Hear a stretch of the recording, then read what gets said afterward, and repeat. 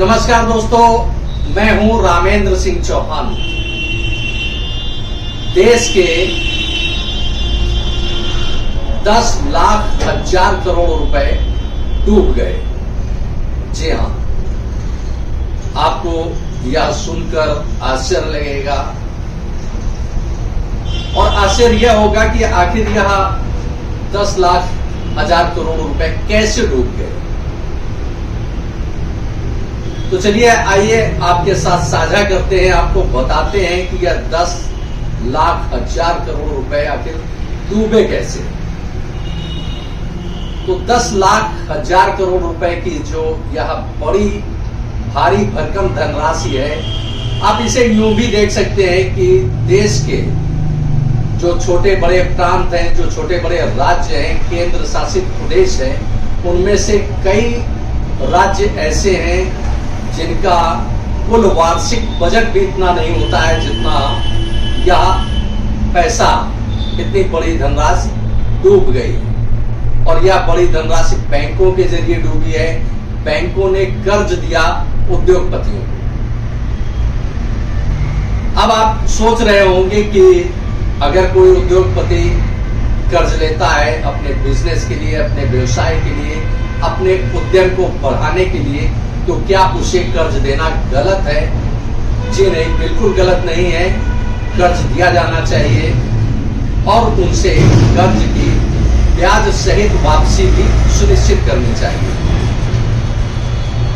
कारोबार, उद्योग, छोटे मोटे कारखाने सब ज्यादातर कर्ज पर आधारित होते हैं, कर्ज पर चलते हैं।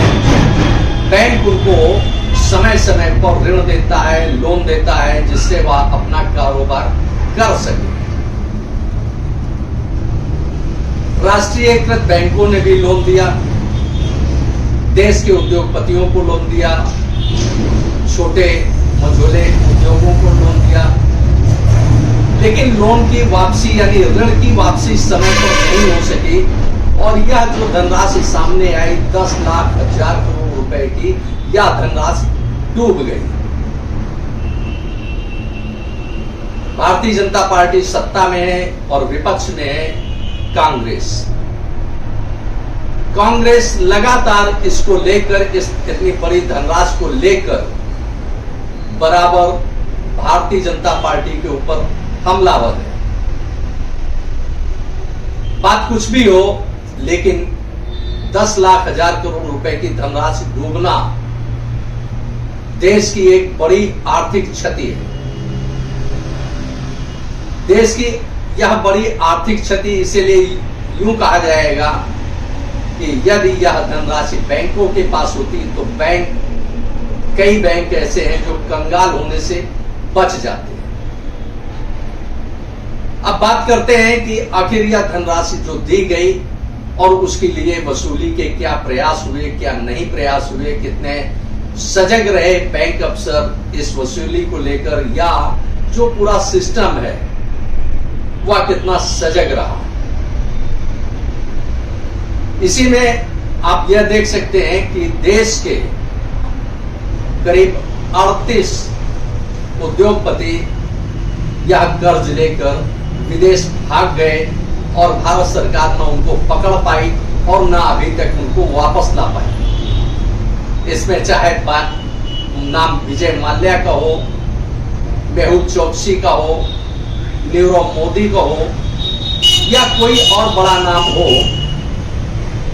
देश में कुल 38 ऐसे उद्योगपति हैं जो सरकार से यानी सरकारी खजाने से, या यूं कहें कि बैंकों से कर्ज लेकर उद्योग जमाया और इसके बाद वो पैसा लेकर बिना पैसा दिए, यानी बैंकों को जो धनराशि की ऋण की वापसी होनी चाहिए थी, ब्याज सहित वह धनराशि वापस नहीं की गई और यह 38 उद्योगपति विदेश भाग गए। अब आप सोचेंगे कि जब कर्जदार कोई हो तो वह विदेश कैसे भाग सकता है? जी हां, आपका सोचना लाजमी है और हकीकत भी यही है कि अगर कोई कर्जदार है और उस पर सरकार की लेनदारी है तो वह देश छोड़कर नहीं भाग सकता है सामान्य तौर पर, लेकिन कहीं न कहीं चाहे वह सत्ता में हो या शासन में हो या नौकरशाही में हो या पूरे सिस्टम में हो, कहीं न कहीं एक बड़ा सुराग नजर आता है, जिसकी वजह से चाहे विजय माल्या हो, नीरव मोदी हो या मेहुल चोकसी हो, यह सभी इन सहित 38 उद्योगपति देश छोड़कर भाग गए, जिनको भारत सरकार नहीं ला पा रही है विदेशों से, या उसकी कमजोरी है, खामी है, या सिस्टम की नाकामी है, यह एक अलग बात है।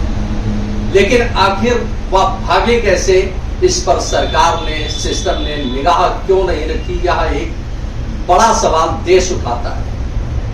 क्योंकि यदि सरकार सतर्क होती, सिस्टम अलर्ट होता, तो निश्चित रूप से यह 1,00,000 करोड़ रुपए का जो चूना राष्ट्रीयकृत बैंकों को लगा है, शायद यह चूना नहीं लग पाता और यह कर्जदार देश छोड़कर भाग नहीं पाते। जी हाँ, कुछ इसी तरह से यूं देखेंगे कि यह जो धनराशि है वह विकास में लग सकती थी, छोटे मोटे कारोबार में लग सकती थी, उद्योग लग सकते थे, और भी बहुत सारी चीजें हो सकती थी।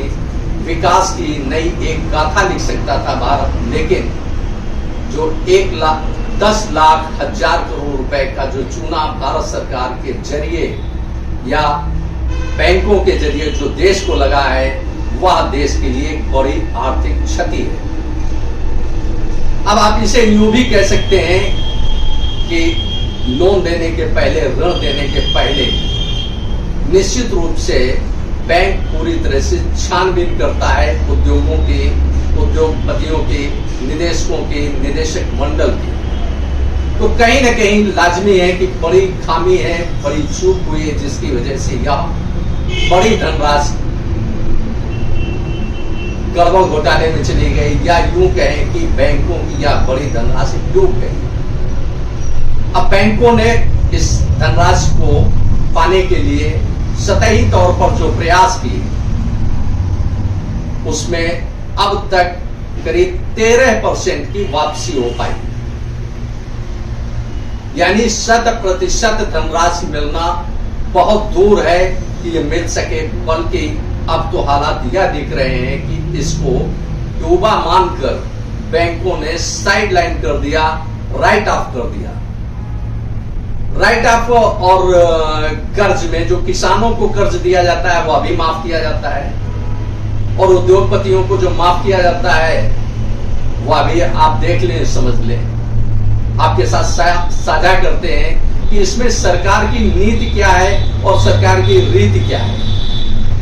किसानों को जो कर्ज दिया जाता है और कर्ज माफी की जो घोषणाएं होती हैं भारत सरकार की ओर से, राज्य सरकार की ओर से, यानी सत्ताधारी दल किसानों के ऋण माफी की जो घोषणा करते हैं, तो बैंकों से जो ऋण मिलता है किसानों को, वह धनराशि भारत सरकार, राज्य सरकार बैंकों को देते हैं कि आप किसानों को यह धनराशि लीजिए और बैंक में किसानों का जो ऋण है उनको ऋण मुक्त कर दीजिए, यानी ऋण माफ कर दिया जाए। अब उद्योगपतियों को जो कर्ज दिया जाता है उसको डूबा हुआ कर्ज मान लिया जाता है, जो वह दे नहीं पाते हैं। कई उद्योगपति तो ऐसे होते हैं जो सक्षम होते हैं, इसके बावजूद वह बैंक का कर्ज वापस नहीं करना चाहते हैं। ऐसे में यह जो लोन होता है, कर्ज होता है, वह राइट ऑफ मान लिया जाता है, यानी वह डूब गया है पैसा, वह पैसा मिलने वाला नहीं है, या बैंक मान लेती है, सरकार मान लेती है। लेकिन बड़ी बात यह है कि सरकार या बैंक इसको यूं ही उद्योगपतियों को इतना बड़ा बड़ा ऋण नहीं दे देते हैं। कहीं ना कहीं तो ये बड़ी खामी होती है इस ऋण के पीछे। तो 10,00,000 करोड़ रुपए की जो धनराशि बैंकों में डूबी है, बैंकों की कर्जदारों के बीच में जो डूब गई है, जो वापस नहीं मिल रही है, वह तो एक अलग बात है। इसी के साथ ही देश में छोटे छोटे और भी बड़े कर्जदार हैं, जो देश के बड़े उद्योगपति तो नहीं कहे जा सकते हैं, लेकिन कहीं न कहीं औद्योगिक जगत में उनका भी अपना एक बड़ा नाम होता है। इस तरह की अखबारों में खबरें आती रहती हैं, सुर्खियों में रहता है। चर्चाओं में रहता है। कांग्रेस ने जिस तरह से विरोध किया है कि सरकार इन कर्जों को माफ कर रही है, राइट ऑफ कर रही है, या देश के लिए एक बड़ी क्षति है। तो देश के चाहे वो प्रधानमंत्री नरेंद्र मोदी हो या वित्त मंत्री हो, किसी न किसी को तो इस पर अपना जवाब देना चाहिए देश को कि आखिर जो रकम डूबी है वह उसके लिए मुख्य रूप से जिम्मेदार कौन है। सिस्टम जिम्मेदार है तो सिस्टम के खिलाफ कार्रवाई होनी चाहिए कि आखिर चूक कहां हुई जिससे 10 लाख हजार करोड़ रुपए की भारी भरकम धनराशि डूब गई। अब इसी के साथ बात करते हैं कानपुर के एक औद्योगिक घराने की। या औद्योगिक घराना है कोठारी बंधुओं का, यानी कोठारी बंधुओं का या औद्योगिक घराना भी इस चपेट में आ गया। कानपुर का यह औद्योगिक घराना मुख्य रूप से देखें तो इस कोठारी बंधुओं के, कोठारी परिवार के, कोठारी फैमिली के, कोठारी समूह के बैकग्राउंड में जाते हैं तो पाते हैं, देखते हैं कि कानपुर में कोठारी बंधुओं के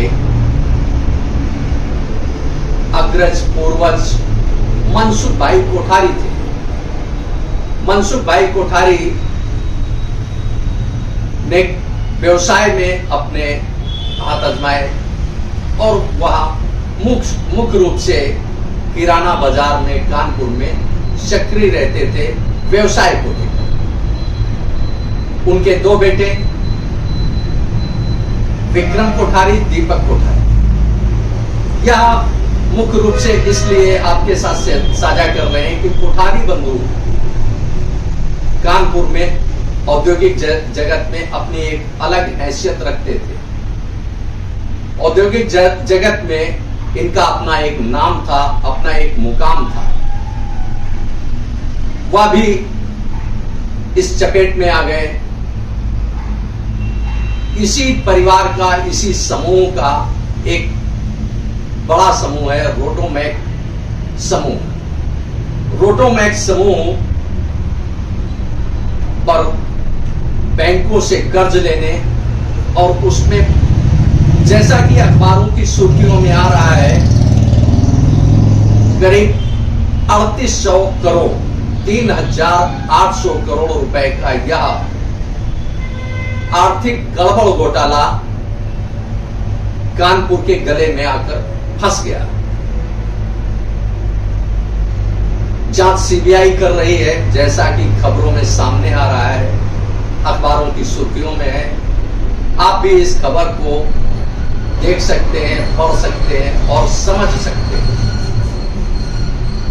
सीधा सा मामला है कि आखिर जब बैंक कर्ज देता है तो छानबीन करता है, देखता है कि किस आधार पर कर्ज दिया जा रहा है और औद्योगिक इकाई कितनी प्रबल है, कितनी सबल है, वह कितनी क्रियाशील है, कितनी कार्यशील है। बहुत कुछ होता है, चाहे वह इनकम टैक्स देखना हो उनका, यानी आयकर विभाग की जो उनकी अपनी देनदारियां होती हैं वह समय पर पूरी की है या नहीं की है, उनके पास संपत्तियों की क्या स्थिति है, उनके प्रोडक्शन का क्या हाल है, उनकी सेल्स की क्या पोजीशन है। बहुत सारे पॉइंट होते हैं। उनको सरकार की ओर से या विभागों की ओर से अभी तक कोई डिफॉल्टर नोटिस तो नहीं मिला। इस तरह से बहुत सारी चीजें होती हैं जो देखनी चाहिए थी। लेकिन जिन बैंकों ने, इसमें करीब आधा दर्जन बैंक सामने आ रहे हैं जैसा कि खबरों में है, इन बैंकों ने बिना कोई जांच पड़ताल किए हुए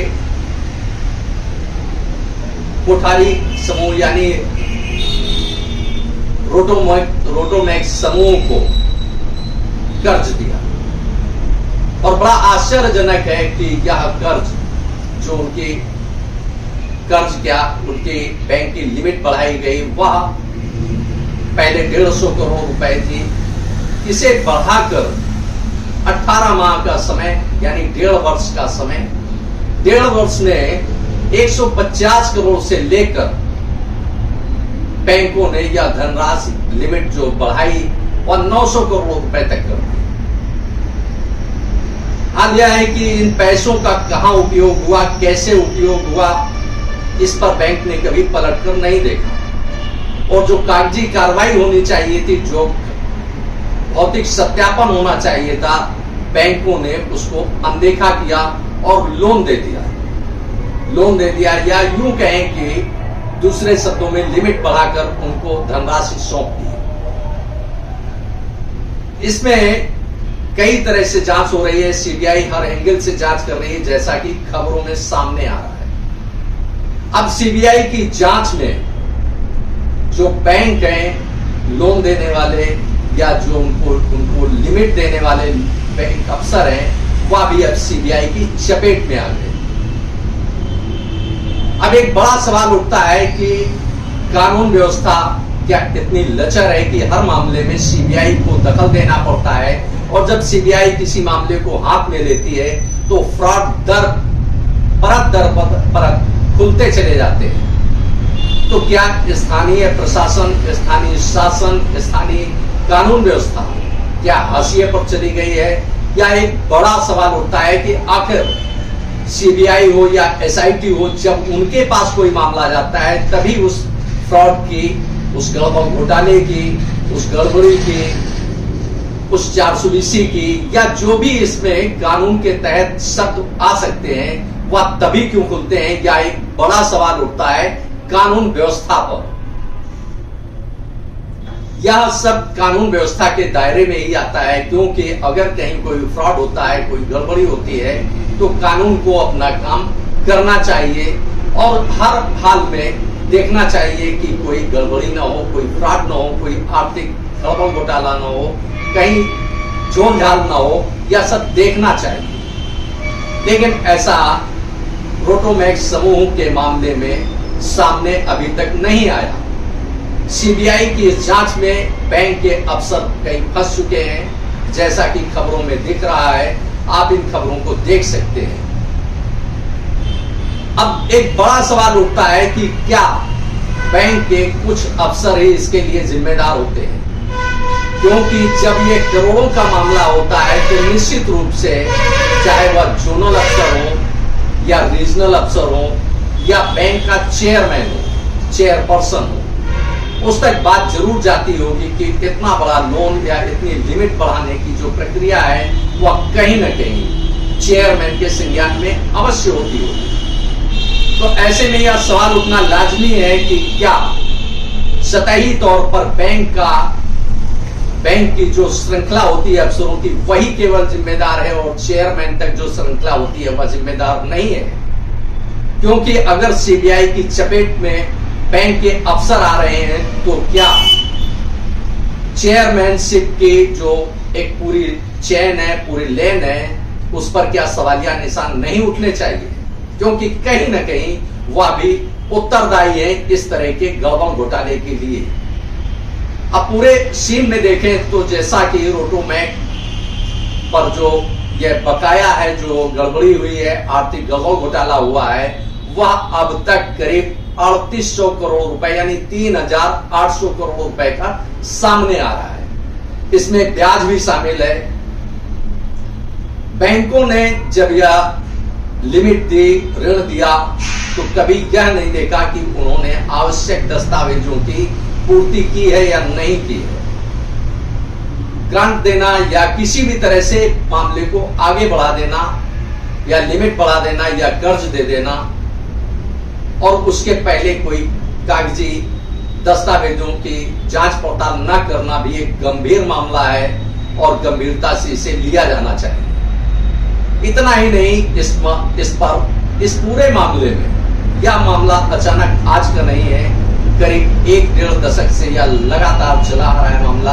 और 1-1.5 दशक से जो रोटोमैक समूह के अंदर यह आर्थिक गड़बड़ घोटाला चल रहा था, ना बैंक के अपने इंटरनल ऑडिट ने उस पर कोई ऑब्जेक्शन उठाया, ना बाहर के किसी ऑडिटर ने उस पर कोई ऑब्जेक्शन उठाया। आखिर यह कैसे संभव है जब तक कोई एक सिस्टम में सुराख न हो या साफ गांठ न हो? यह एक बड़ा सवाल उठता है और इसके लिए जिम्मेदार कौन है, इसकी किसकी जिम्मेदारी है, यह भी तय होना चाहिए। पूरा मामला यह बताता है कि कहीं न कहीं बड़े सुराग की वजह से यह 3800 करोड़ रुपए भेंट चल गए गड़बड़ घोटाले की। अब बात करते हैं रोटोमैक्स समूह की कि उसने इस तरह के पैसे लिए और उनका कहां क्या इस्तेमाल किया, या तो एक अलग बात है, लेकिन जो उसके कर्तव्यों को रोकता है, जो उसके अधिकारों को रोकता है, वह भी किया गया। रोटोमैक्स समूह ने अपने एक निदेशक को 9.5 करोड़ यानी 9.5 करोड़ रुपए की बड़ी धनराशि बतौर कर्ज दे दी अपने एक निदेशक को। जबकि हालांकि यह है कि इसे यूं कहा जाए, गांव देहात की कहावत है कि घर में नहीं दाने अम्मा चली गुनाने। जी हाँ, आप इसे यूं कह सकते हैं, क्योंकि जब रोटोमैक्स समूह के पास अपने लिए पैसे नहीं, अपना कारोबार चलाने के लिए पैसे नहीं है, उसे आर्थिक तंगी का सामना करना पड़ रहा है। ऐसे में कंपनी ने, समूह ने अपने एक निदेशक को 9.5 करोड़ रुपए की धनराशि बतौर कर्ज कैसे दे दी, यह भी एक बड़ा सवाल उठता है, जैसा कि खबरों में सामने है। 9.5 करोड़ रुपए की यह बड़ी धनराशि दे दी गई और इसका कहीं कोई ऐसा उल्लेख नहीं मिला। हालांकि यह धनराशि वापस कर दी गई निदेशक की ओर से समूह को। धनराशि देना जो उसके नियम में नहीं है, जो उसके कंपनी एक्ट में नहीं है कि अपने किसी निदेशक को वह कर्ज दे, तो आखिर रोटोमैक्स समूह ने यह बड़ी धनराशि आखिर कैसे कर्ज में दे दी, कानून इस पर सवाल उठा सकता है। धनराशि वापस कर दी निदेशक ने, यह एक अलग बात है, लेकिन निदेशक को जो 9.5 करोड़ रुपए बतौर कर्ज दिए गए थे, उस पर कंपनी ने यानी समूह ने निदेशक से कोई ब्याज नहीं लिया। यह एक और बड़ा मामला दिखता है, क्योंकि निदेशक, किसी भी कंपनी में निदेशक होता है तो उसका वेतन निश्चित होता है, उसके लिए पे आउट हर माह का निश्चित होता है, पर मंथ पे आउट उसका श्योर होता है। तो ऐसे में वह कोई समाज सेवा नहीं कर रहा था जिसे उसे ब्याज मुक्त धनराशि दी जाए। या कंपनी कह सकती है कि कंपनी का यह एकाधिकार है, लेकिन एकाधिकार ऐसा नहीं होता है जिससे कंपनी को बड़ी आर्थिक क्षति हो रही है। यह एक बड़ा मामला है जो कानपुर का है और उद्योग जगत का है, और 3800 करोड़ यानी 3800 करोड़ रुपए की यह धनराशि, एक तरह से यह माना जा रहा है कि बैंक की यह धनराशि भी गड़बड़ घोटाले की भेंट चलने के बाद अब वह डूबी हुई दिख रही है। रिकवरी हो जाए तो यह एक बड़ी बात होगी, लेकिन फिलहाल उसकी रिकवरी होना मुश्किल दिख रहा है।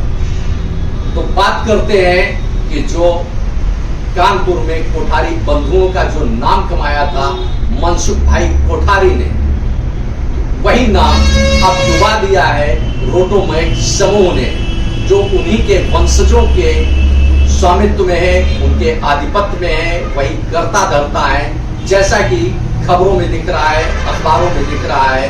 तो बड़ा नाम था मनसुख भाई कोठारी का।